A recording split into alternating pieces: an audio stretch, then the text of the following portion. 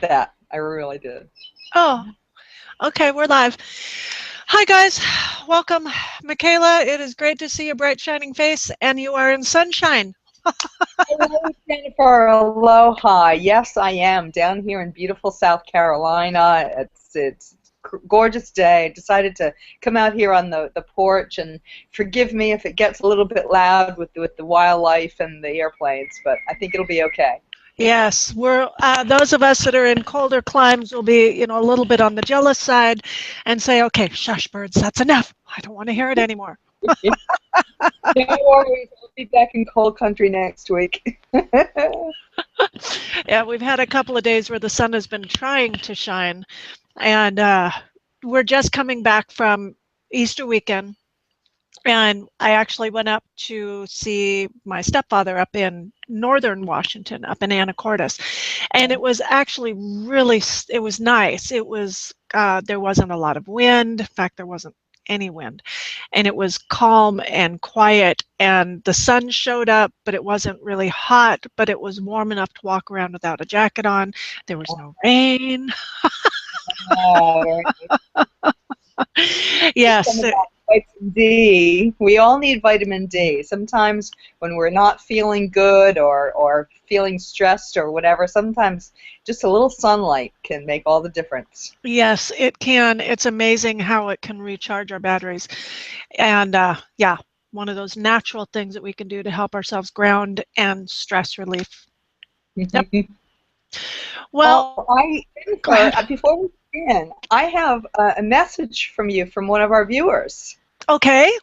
Last week, we were talking about how to balance ourselves when we're stressed and how to reconnect with nature. And connecting with nature was an important thing. And at that point, Congo gave a little wave of his wings. He's up north on his own vacation from me. And the viewer said that she loved how Congo agreed about the connection with nature. Nice.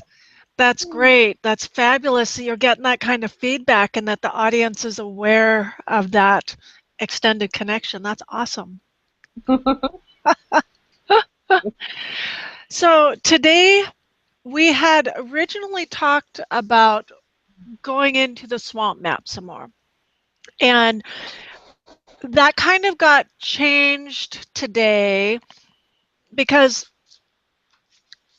we are just coming off of several huge astrological changes. Now, I'm not going to go get all astrologer on you or anything else, but all of these things that go on in the atmosphere actually do affect our systems, our energies, just like the tides, the in and the out of the tides are based on where the moon is, and it also affects our emotions. We are part and parcel that interconnectedness, not only with each other, but with the planet, whether we believe it, agree with it, or whatever, it doesn't really matter. It still affects us. Our level of awareness dictates how much we see the interconnectedness, how much we see of that puzzle. Today is the culmination. Is that why I've been laughing and crying so much this week? It's potentially yes, because Jupiter is moving out of retrograde, and volatility. And I've got to read this to you because I circled it this morning. It's like, oh God, okay, I get it. But you know how fascinating it is when we're going through things and we don't understand what's going on. Just like you said, crying one moment, laughing hysterically the next, with no rhyme or reason to it that we can just really see until we take a step back and take a look at the bigger picture and what all is involved with it. Suddenly those pieces start to fall together and we start to understand, oh, wait a minute. Oh, shit. Not only am I a part of a bigger picture, which to some can be really intimidating because it means the lack of control and the lack of superiority comes in.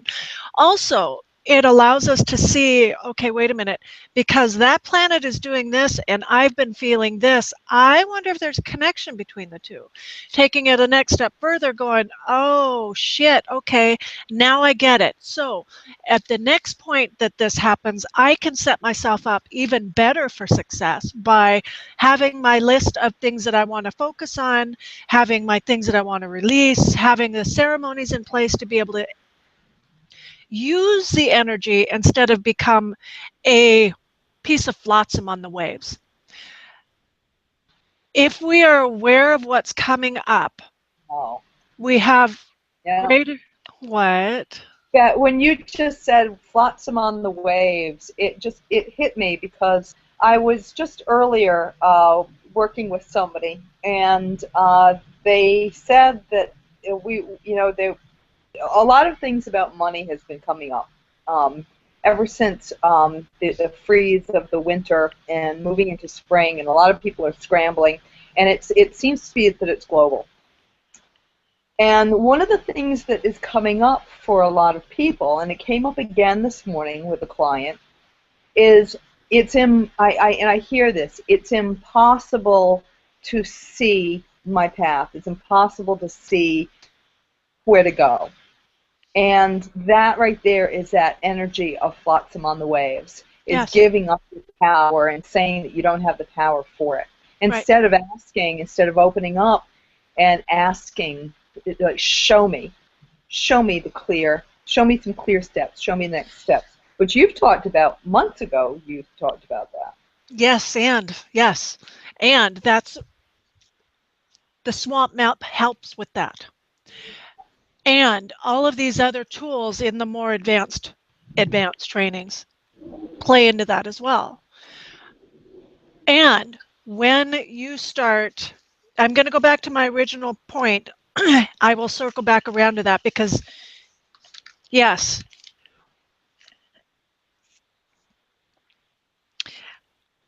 we're moving into Saturn retrograde. We're moving out of Jupiter retrograde. When Jupiter is retrograde, it means that from our perspective, living on Earth, we start to go over old ground. Whilst Jupiter is in retrograde, we get to slow down and become serious with personal success, expansion, abundance, self-worth, joy, and living large. I advise that you work on all of these aspects and any similar focuses over the next 5 months. Okay, so from April forward, and see,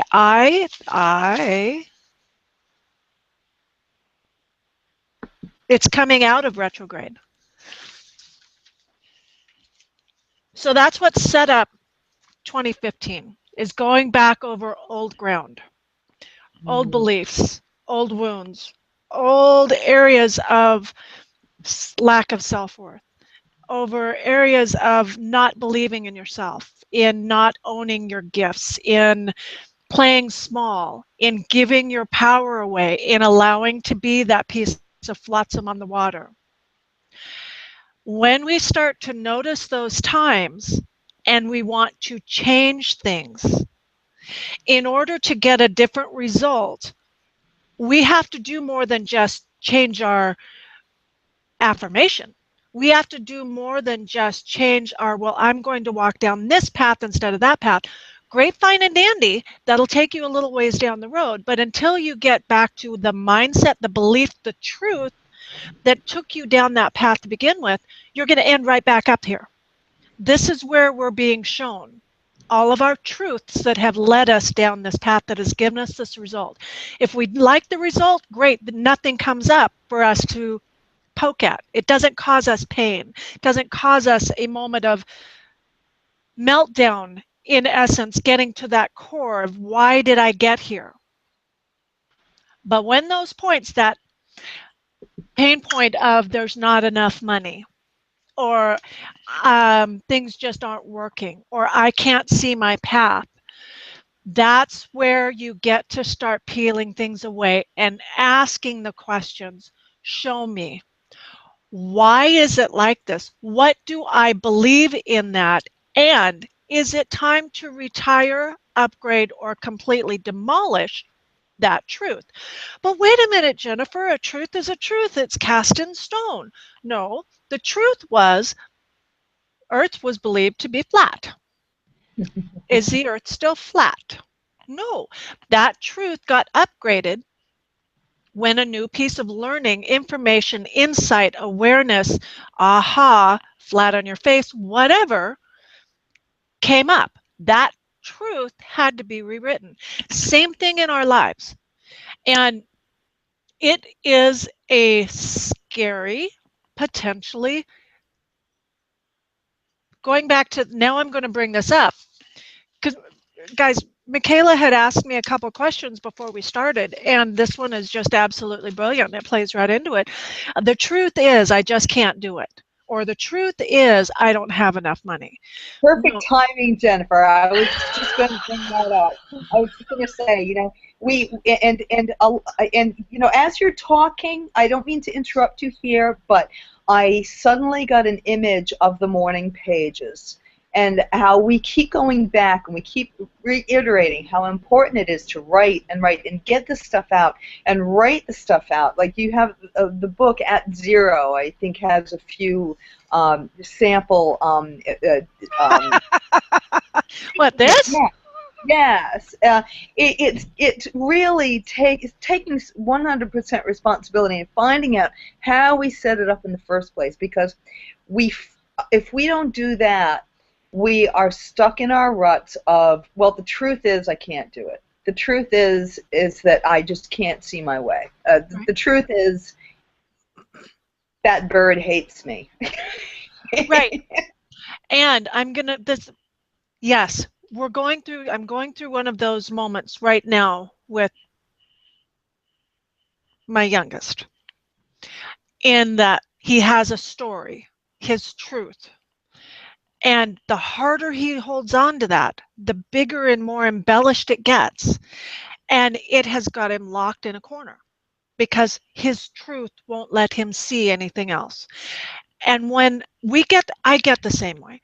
My clients get the same way. That's where you get stuck. That's where the We truth. notice it. We can recognize it. It's hard to recognize it in ourselves, but we can recognize it in other people because we tell the same stories. And have you had a family member or a friend who they tell you something that had just happened to them and they're upset about it, and then a few days later they tell you the story again because they forgot they told you and they've told so many other people, but now it's a little bit more embellished. Then about a month later they tell you the story again, and the story had gone from this to that great big fish. Mm-hmm. And it's truth in their heads.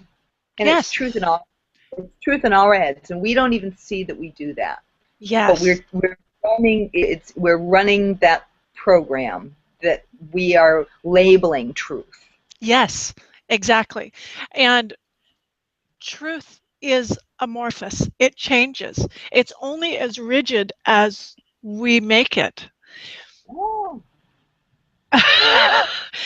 And some people are kind of going, well, no, I've got to build my life on a bedrock of something. Okay. And yet that keeps you stuck. So you're totally capable of doing that. And it'll serve you for a while. And if it never causes a problem for you, awesome, I'm happy for you.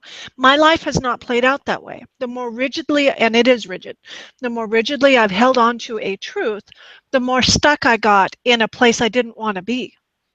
And when we can learn to let go of that and start to question everything, we allow new insights. At zero, we allow divine intervention. We allow that spark of creativity. We allow something to come in to be able to question our truth. And at that point, there is freedom. At that point, you get to rewrite your life. And we do have a hard time seeing it in ourselves. That's why a lot of this deep work, you need someone to guide you through it. Not do it for you. Nobody can do it for you. But having someone stand there and put the stake in the ground and say, okay, so this is what you said and what you believed, and pull out the string and to where you're at. Okay, so what goes back to this point? Is that serving you still? Well, no. Okay, great. So let's retract that string. Let's go back here and let's start peeling that apart. Pretty soon you find out that it's a puzzle with all these different pieces that felt solid until you start looking at words. And you start looking at how words join together. You start looking at the scenario that that puzzle was created in. And all of a sudden it starts to dissolve and realize, well, Then comes the next fun challenge. You can choose to still hold on to it. Because as our truths start to unravel, we have tied up so much of our who we are into our truths that we are loath to let go of it, even though we consciously know that that is what's holding us in a place we don't want to be. When we're ready and really willing to look at that truth and see it for all the pieces that it is, we can then say, okay, I really am ready to change. I'm ready to rewrite that truth and make it a little less rigid. And it could be the slightest thing. Instead of the truth is I just can't do it, the truth is I don't know how to do it yet. Wow, that feels totally different. Okay, so the truth is I don't know how to do it yet. And I'm open to maybe learning, seeing, hearing, finding, allowing the way to do it to show up. Wow. So suddenly it goes from being very closed off and angry and fearful to that opening feeling of, well, maybe, well, oh my God, you mean I might be able to do it? Suddenly it's Christmas morning and everything in front of you becomes this awesome, amazing Christmas present that you get to open up and find something new. And the awesome thing is it's all within you. That is the stop, drop, and roll concept. Stop, stop, drop the story. Let's pick through the story and drop it. Get to the points of facts and roll with the flow. Roll with a new truth. Roll with the direction that you want your life to go instead of being stuck on fire in your rut that doesn't allow the fire to go out because there's plenty of oxygen swinging down this rut that you're in that keeps feeding that story, that keeps keeping that fire alive. And it's, anyway. Now, Jennifer, I want to preface a little story because I have a question for you about all this. Okay. One of the things, it's wonderful to these are awesome tools because the tools work, and when we actually apply them, they work. It's not a matter of just understanding it and going, oh yeah, that's an easy tool. It's not easy if we don't apply it. And the process of applying it, it's very difficult. We have to acknowledge that it's very difficult to lose 20 pounds if you're trying to get on a diet. If you are telling yourself that story, the little story of, well, you know what, this little candy that is just a hard candy is not going to make a difference. And it reminds me, I suddenly get a story in my head as you were talking, about a friend of mine who she lost 30 pounds and she looks fantastic. She had a new boyfriend who she has since married, but at the time she was really trying very desperately to lose his weight, and she was very committed and very strong about it. And it was pouring rain one morning. She was committed to her walk every single morning. She put on her raincoat and put on the hat, and her boyfriend said to her, oh, come on, it's lousy weather out there. Can't you just sit down and enjoy another cup of coffee with me? And she went, oh, no, it's a very slippery slope. If I do that, then the next time I'm going to do that, the next time, and then suddenly I'm 10 pounds up again. And she got herself committed, and he tried so hard to pull her back. And she was like, no, I'm committed, and she looks fantastic. It reminds me of how and we talked about this was one of the other questions I asked you about before we began, was how there are always things that we are willing to share that are upsetting to us because we need to vent or whatever, which is fine. But there's always something even deeper that is so painful that we are not willing to share. Mm-hmm. And when we get to that point where we're about to open it up and really expose it and expose that swamp for what it is, that's when we pull back and go, you know what? I'm going to just tell this little white lie just to cover it up. It doesn't really matter. I'm going to kind of avert it and cover it up, and it's not. That's the slippery slope. That's the slippery mud slope that throws you right down into the swamp. Yep. So, exactly.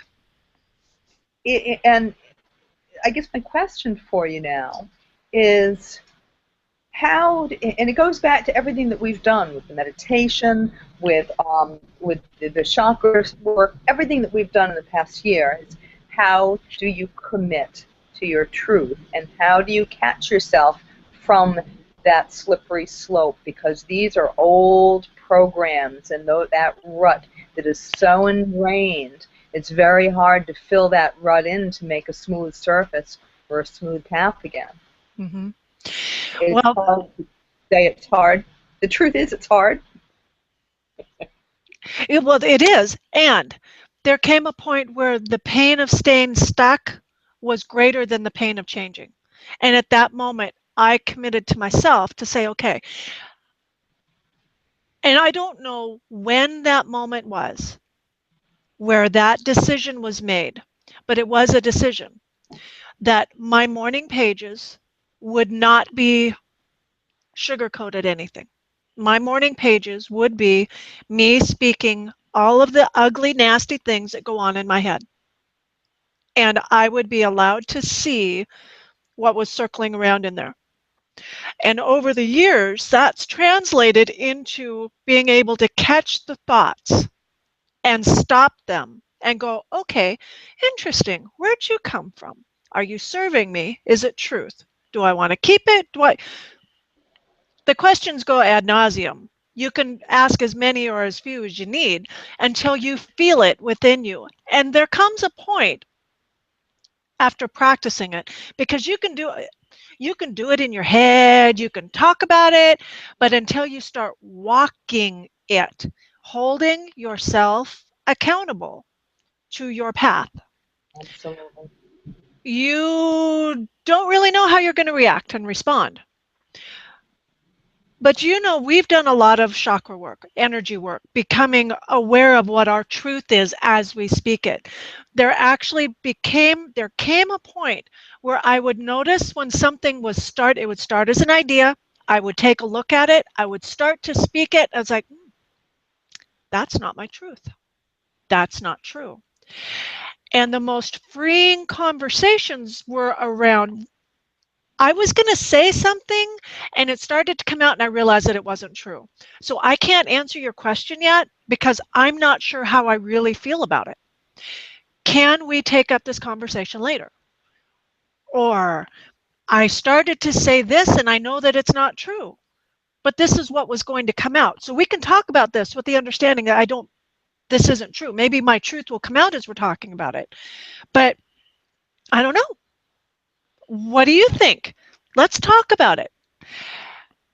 By being open and vulnerable and allowing the opportunity to say, I don't know what my truth is right now, and being willing to look at all of that stuff, it allows you the greater freedom to have what we call an open kimono relationship, whether it be with a significant other, whether it be with your child, whether it be with a peer, whether it be with your clients, wherever it is. Just being able to say, fascinating. I do my own work, and this is what's coming out. And I don't know why that's coming out. Not sure whether I believe it or not.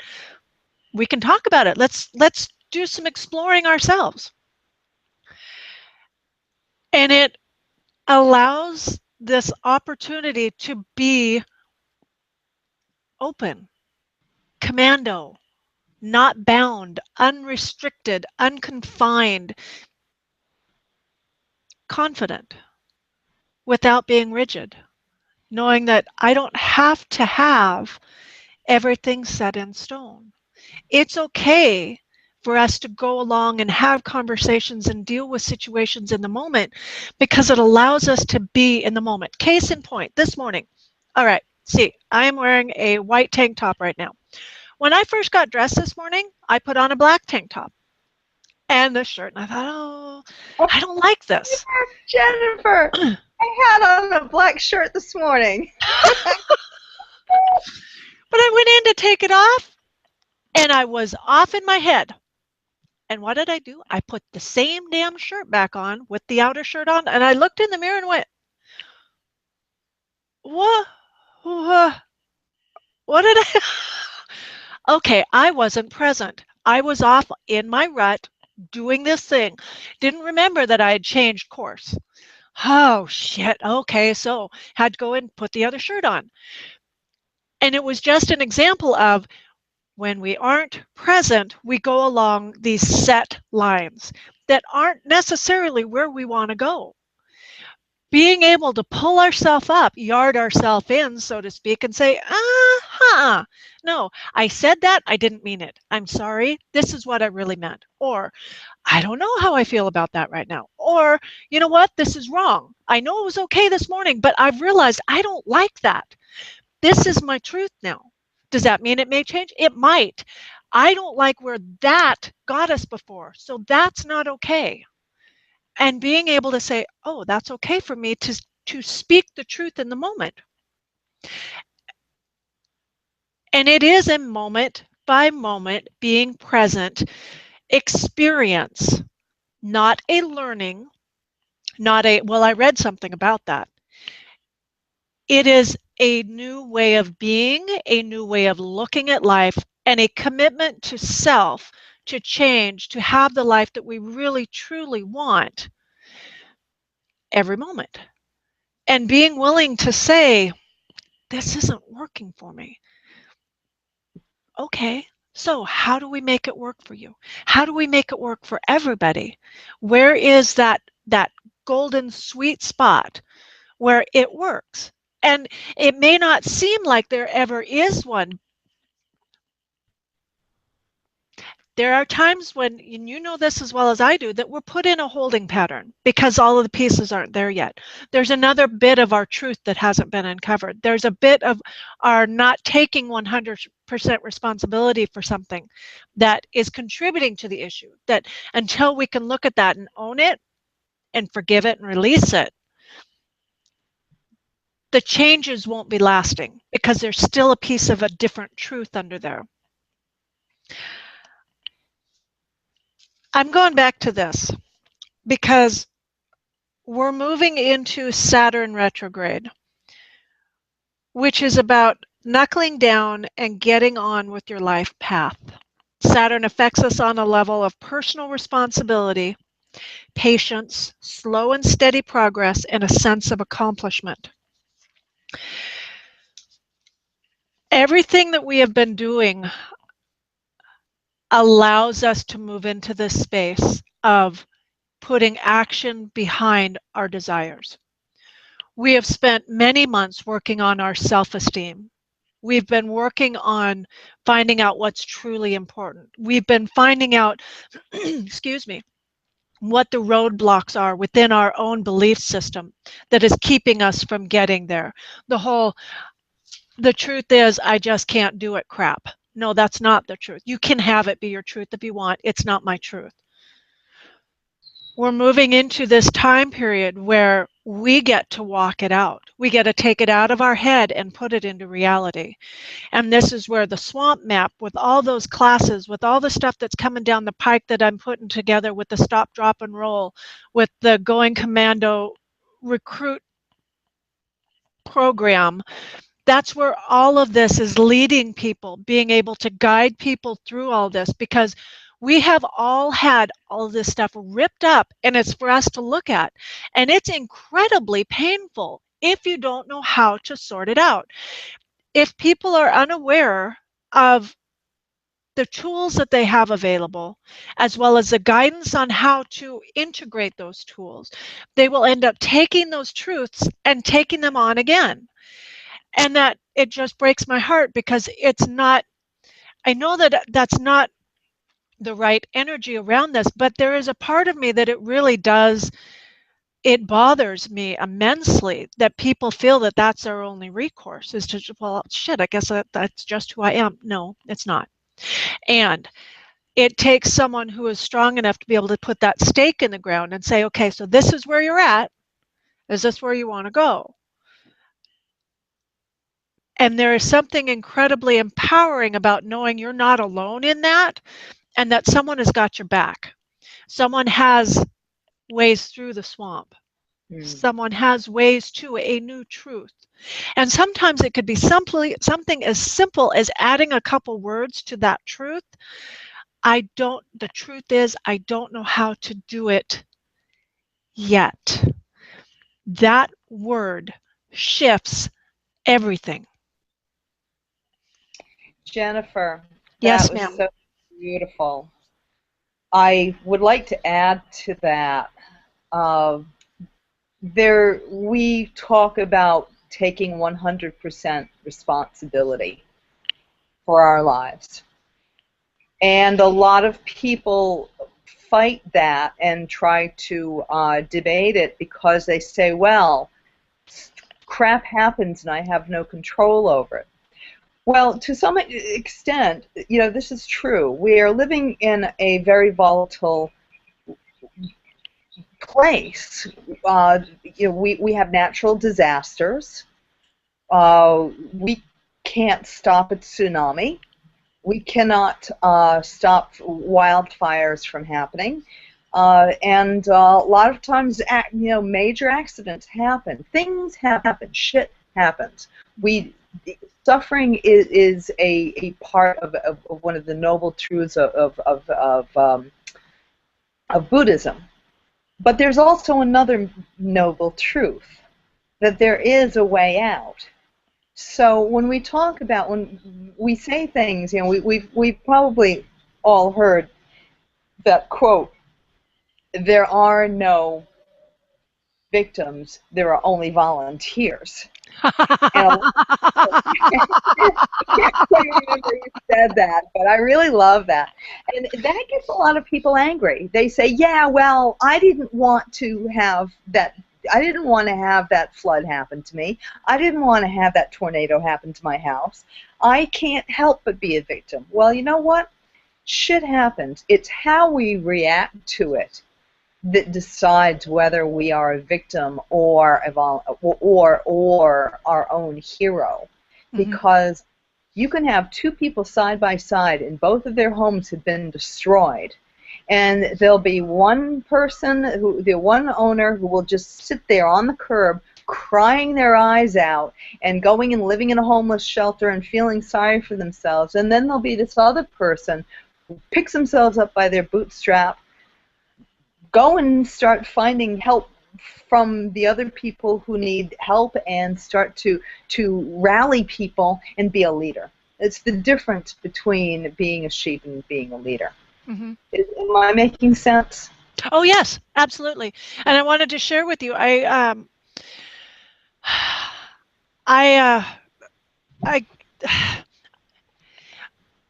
was asked a question, and this was a private message on Facebook, and I was so honored that this woman felt comfortable and safe enough to share what was going on in her life and ask for some help.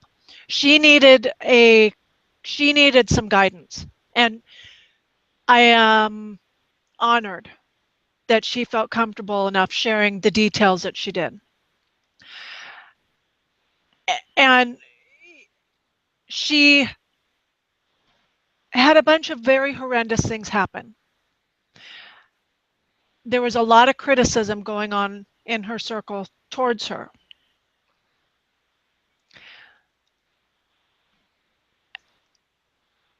And I shared with her what I saw. And it wasn't sugar-coated. It was I even put it in quotes, harsh, about how to take 100% responsibility for her life.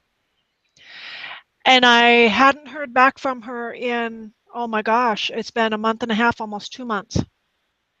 And I got a message from her, said, "Hi, thank you for your, quote, harsh words. All of these steps that she's been taking, and I am gradually picking up the broken pieces. It's pretty tough, but I will get there one step at a time. Thank you."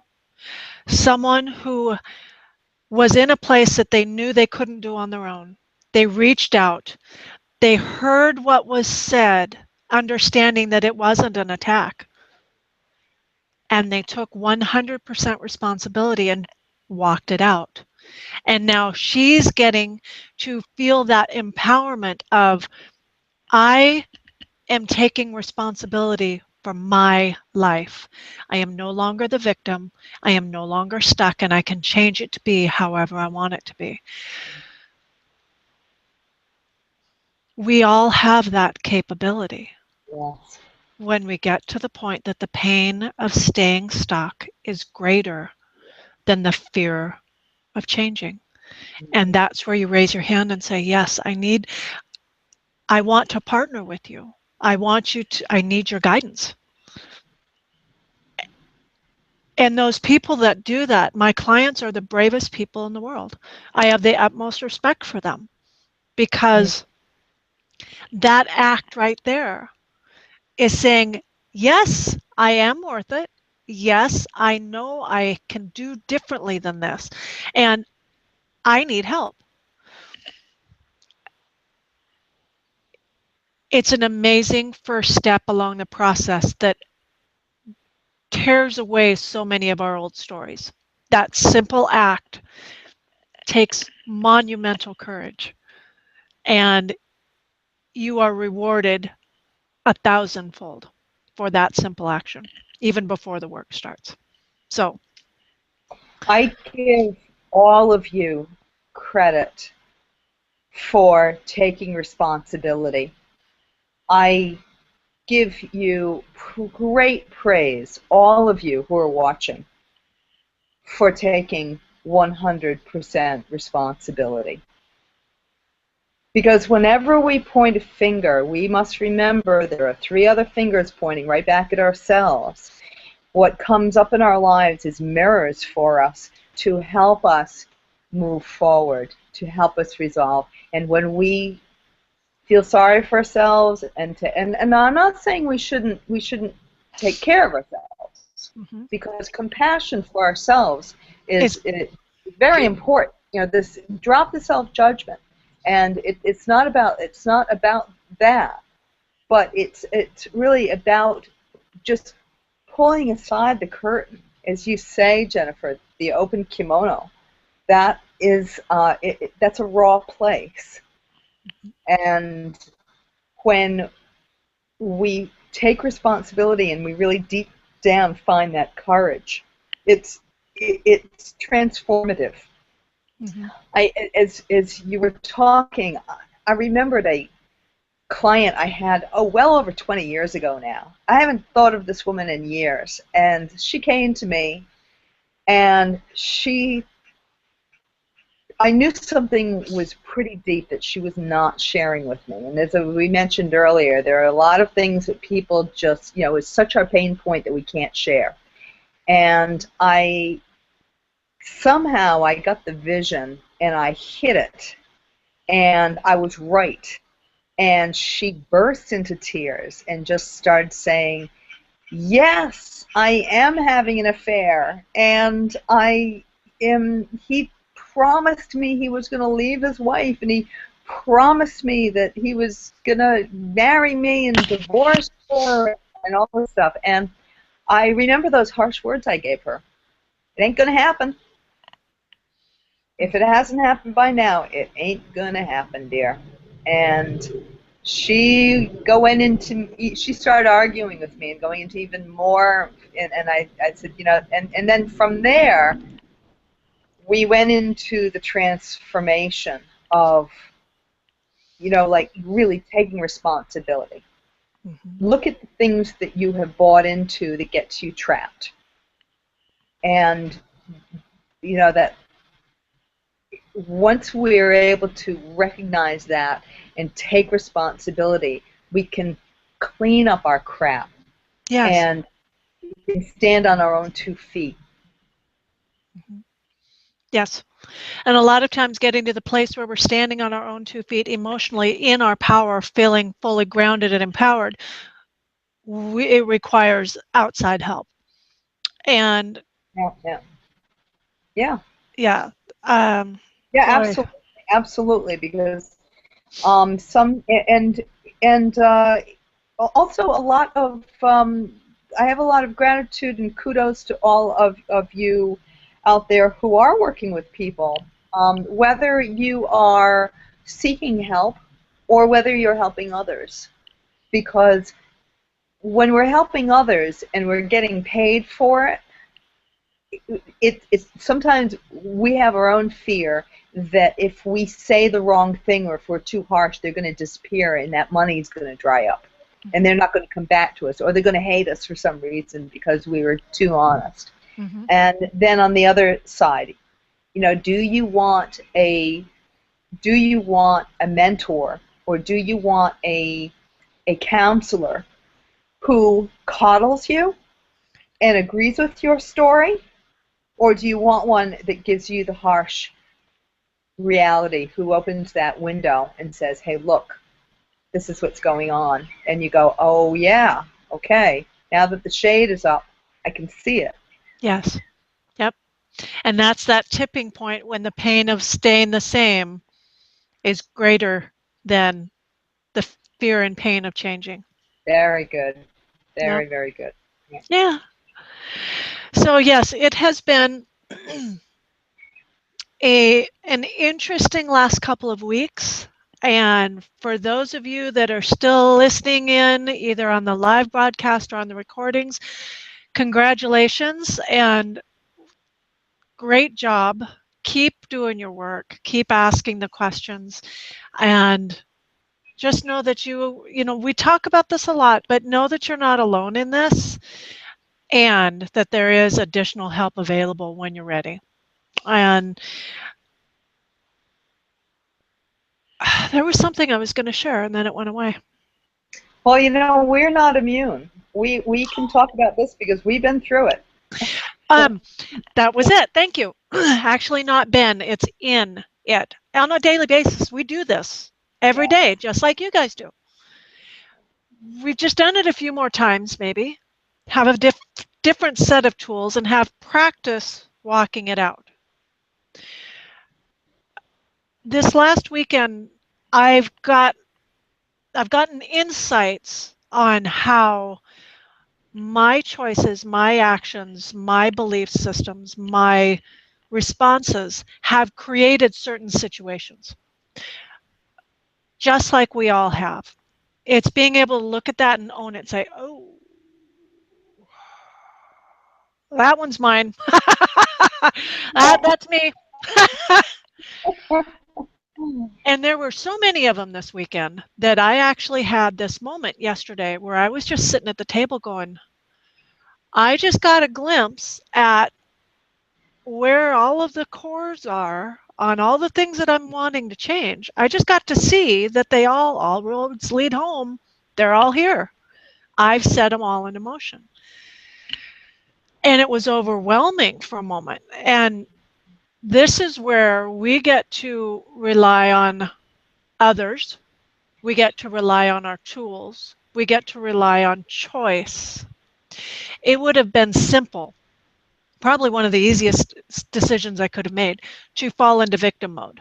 Because at that point, I had probably 20 tons of stuff right here. Like, damn, you're a big elephant. And I could have gone, okay, that's it. I'm done. I'm flat. You win, elephant.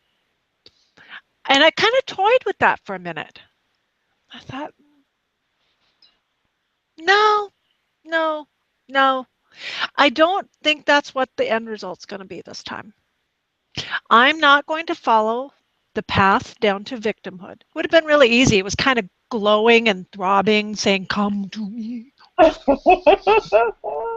I thought, no, because that's not going to get me where I want to go. Where I want to go is over there. We're at this stopping point. What do I do? And that's what last night was about taking a step back, getting out from underneath the elephant and taking a look at it. When you're going through this process, learning to be able to separate yourself from it and make a choice instead of a knee-jerk reaction or putting on that victim robe again is one of the most empowering turning points, because I was able to take the elephant and put it back in its cage, forgive myself for one, do the Ho'oponopono, forgive those that I was blaming for the existence of the elephant, which wasn't the problem, was here. 100% responsibility was here. And then it was having to forgive self for having created the elephant, for having blamed others for the creation of the elephant, and for having to look the elephant in the eye and go, oh, fuck, you're mine. And of course, it was not in a vacuum. There were witnesses. So I had a couple of choices. I could be angry, I could be hurt, I could be a victim, I could continue to defend the existence of the elephant, or I could say, oh, you know what, that's really a very large, very ugly, very cumbersome elephant. I don't think I like that anymore. So let's set it aside. I'm going to go to bed. I'm going to forgive myself. I'm going to wake up in the morning and see what happens. And as you open up the gate to that zoo where that elephant is, then you can start identifying each of the pieces. And it was a culmination of all of the stuff for the last 5 months, all of the uprising of the truths, the stuck points, the where was I not taking 100% responsibility for me. And as I started looking at all of that, there was almost a little dance that started. It's like, oh, yeah, okay, cool. Now we can make some progress. Now we can move forward. And as difficult as it was, as difficult as the process can be, that moment of feeling grounded, connected, and empowered in my own life is worth anything I may have to go through to get to that point. That's the point that we truly become co-creators of our future. And it is a process. Go ahead. Oh, Jennifer, I'm hearing this voice in my head that I hear all the time from people, and it's so uh, Say it. it's the difference between being the novice and really grasping this concept of Ho'oponopono. And the Ho'oponopono, we've mentioned it a few times for those viewers who aren't too sure what it is. It's the Hawaiian prayer of taking full responsibility and opening up to that divine love that is with us all. You can, check our other channel, our other stuff to find out about it. But the difference between the novice and the fully committed you is when you are taking 100% responsibility for it all. When you catch yourself, when I catch myself, and we catch ourselves saying, oh, but he has to take responsibility too. She has to take responsibility too. We don't get it. Yep. You're back It's in the not, playground arguing with the kids. yeah, It's not what it's about. We've graduated out of the playground. down here doing this, still in the waiting pool. Yeah. Splashing. It's that interesting point, though. You can splash yourself you can splash each other in the waiting pool, or you can go take some lessons in the deep end. Yes. Yes. And so when you fall overboard in your ocean journeys, you'll know that you can swim. But That did bring up a very interesting point, because in the taking 100% responsibility, it's not doing so in a victim mentality.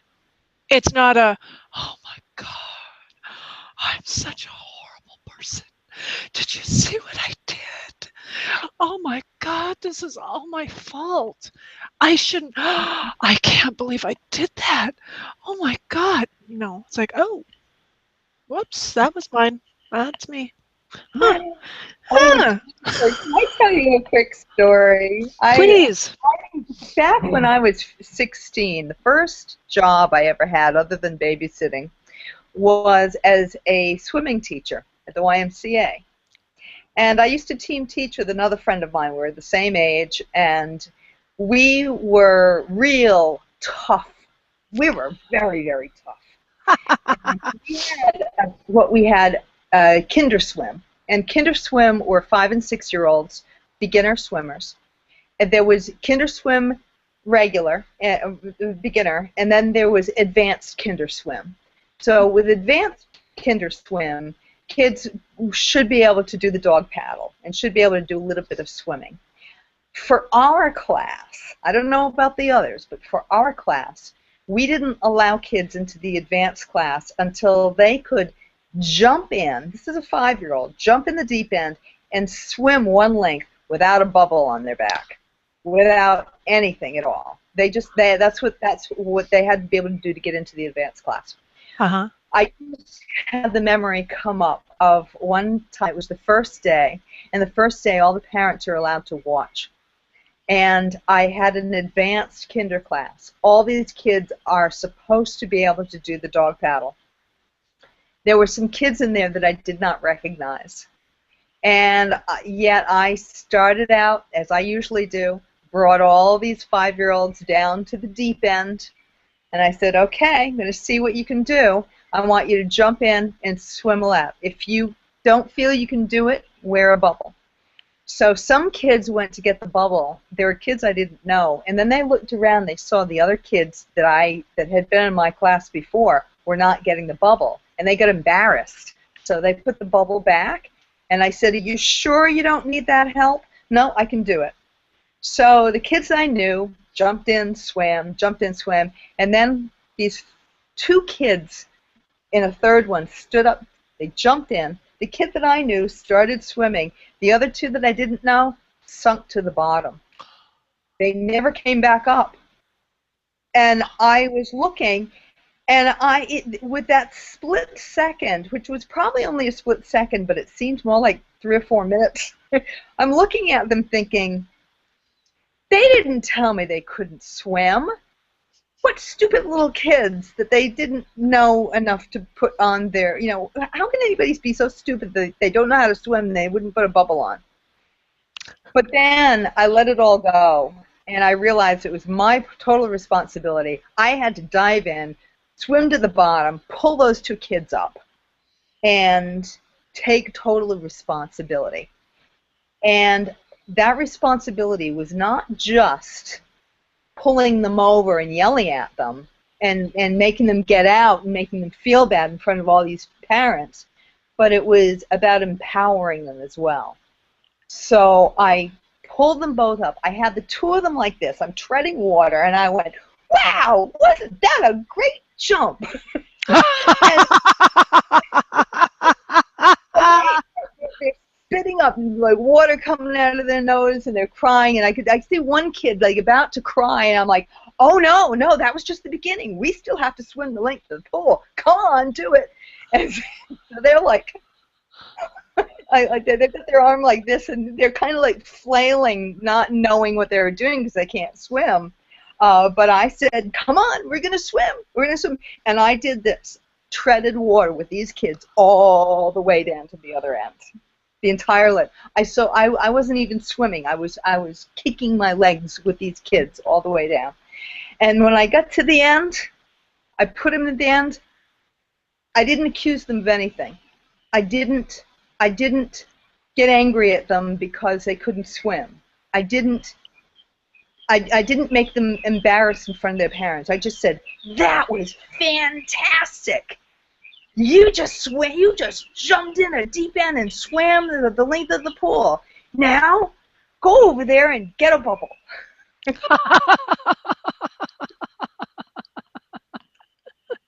And I didn't realize till just this moment, Jennifer, thank you so much for letting me share it, how very deeply significant that whole thing was. Because I took full responsibility. I didn't blame those kids for their lack. And we shouldn't be blaming other people for their lack, or because they don't do things the way we want them to do, or that things don't work out the way we want them to, or the boiler broke, or the air conditioning doesn't work, or there's no more, I ran out of milk. Stop blaming others. Take full responsibility and go out and buy some more milk. Did you read what the image was for this hangout? Same shit, different way. Good. You just summed it up exactly. Not blaming others. It's just realizing that, shit happens. Take responsibility for your reactions. Take responsibility for your actions. Take responsibility for your stuff. Yeah. Yep. I mean, that could have been a nightmare. It could have been a nightmare if I had allowed those kids to climb up that ladder at the deep end. Those parents would have run over. They would have gotten angry, and I would have been in big trouble. Mm-hmm. And I didn't. None of that even hit me till just now. Wow. I just did it. And that's what we need to do. We just need to do it. Let alone the impact that you made on those two kids. Yeah, I wonder if they remember it. I don't know. It's true. It's true. They felt empowered. There were no tears that day. Yeah, very cool. Thank you for sharing. And guys, I think we're going to wrap it up. It's just about 1 o'clock Pacific time, makes it just about 4 o'clock Eastern, and we've had a full hour. Yeah, great stuff. Thanks to all of you who stayed the hour. Yes, thank you. And be committed to your path and be committed to your truth. Yep. Raise your hand if you need some help. Yes. And I guess that's it. I'm going to say goodbye. Michaela, enjoy your sunshine. You want to share your sales funnel? I'm sorry. Do you want to share your? Mine is the sales funnel that I'm working on for the marketing stuff. But would you like to share your swamp map offer? Yeah, if they go to, let me. I didn't have it up. Hold on, just a moment. Oh no, it's not. No. Well, you can put it in the comments below. Yeah, I'll put the link in there again. Yep. Right. And yeah, we'll just go from there. I just know it's important stuff, and a lot of people get a lot out of it. Yes. All right. Thank you all. Thank you to our viewers, and Michaela, as always, it is a true pleasure. Always, Jennifer. Absolute pleasure. You're gorgeous. Thank you so much for your wonderful insights. Thank you. All right. Bye, everyone. We'll see you next week.